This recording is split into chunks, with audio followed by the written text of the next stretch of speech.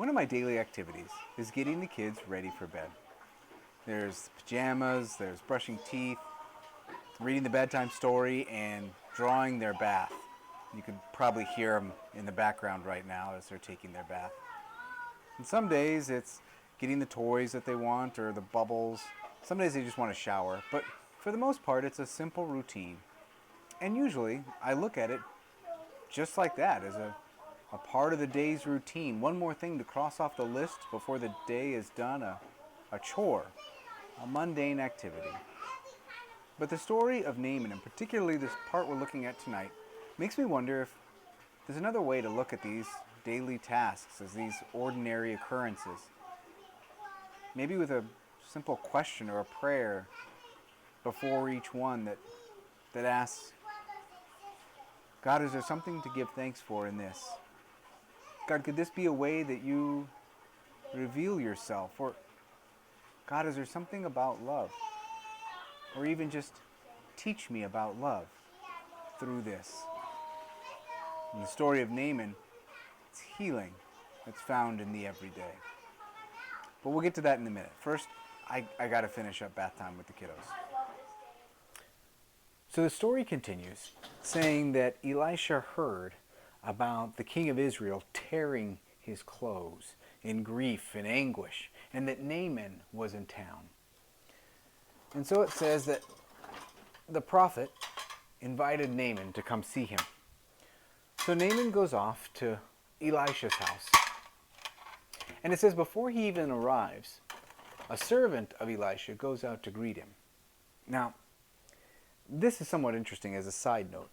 I mean, hospitality in that time, in that culture, was a really big deal. Not just like as a good neighborly practice, as the polite thing to do, but hospitality was part of the Jewish law. It was a way of honoring God, a way of worshiping God, to offer hospitality to another. So the fact that he doesn't invite Naaman in or provide refreshment, this man of God skips this law of God. It's a little odd. But in any event, the servant of Elisha says to Naaman, my master wants you to wash in the Jordan River 7 times. Do this, and you will be healed. Now, I don't know if you've seen the Jordan River. It's been a while since I've seen it. And while it's nice, it's beautiful, it's not like it's one of the wonders of the world or anything. And apparently, Naaman thought the same way. Naaman said, what, are you kidding me? I thought the prophet would come out and would wave his arms over me and call upon his God, and he would meet us here and he would cure me right on this spot. The Jordan River? The rivers in my hometown are better than that. Why couldn't I have just stayed there and washed?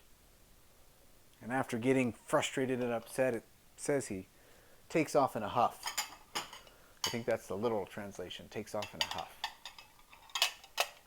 But before he can get too far, the servant of Elisha runs out after him, catches up with him and says, if my master had asked you to do something difficult, something challenging, in order to be healed, wouldn't you have done it? How much more then, when all he simply asks you to do is wash and be clean? This bit of logic, this turn of phrase, this persuades Naaman. And so he takes a deep breath and heads to the Jordan River.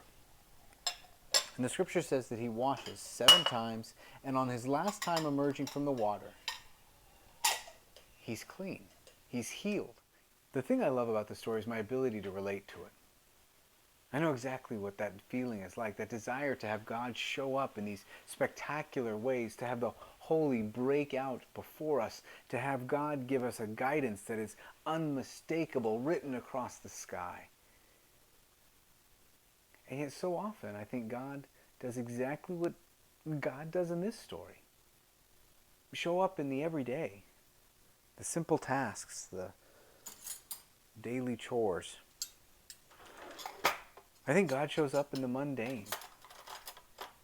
And to me, this is exciting because what it says is that every single day is full of possibilities, full of opportunities to see the Holy One at work, full of possibilities to learn more about love and grace and forgiveness that are somehow woven through simple everyday chores. My hope for you and for all of us is that in this day and the days to come, we would see the way that God shows up in the midst of the mundane.